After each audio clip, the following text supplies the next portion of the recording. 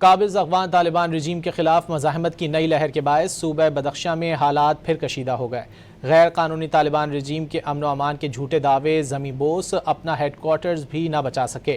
Afghan media کے مطابق صوبہ بدخشاں کے ضلع یفتل میں ضلعی ہیڈ کوارٹرز پر مخالف گروپ نے حملہ کر کے طالبان اہلکاروں کا اسلحہ چھین لیا۔ طالبان مخالف مسلح گروہ نے ضلع یفتل کے مرکز پر حملہ کر کے کئی گھنٹے تک علاقے کا کنٹرول سنبھالے رکھا۔ طالبان مخالف فورسز نے ضلع یفتل کے مرکز میں داخل ہو کر اپنا پرچم بھی لہرا دیا۔ حملہ آور گروپ ضلعی ہیڈ کوارٹرز سے بڑی مقدار میں اسلحہ، گولہ بارود اور فوجی ساز و سامان ساتھ لے گیا۔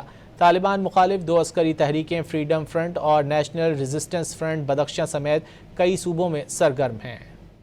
قابض افغان طالبان رجیم کے خلاف مزاحمت کی نئی لہر کے باعث صوبہ بدخشاں میں حالات پھر کشیدہ ہو گئے۔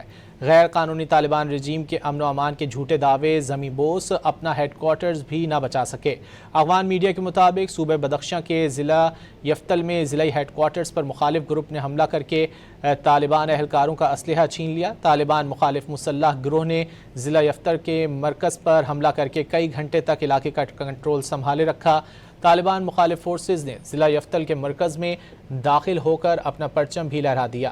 حملہ آور گروپ ضلعی ہیڈ کوارٹرز سے بڑی مقدار میں اسلحہ، گولہ بارود اور فوجی ساز و سامان ساتھ لے گیا۔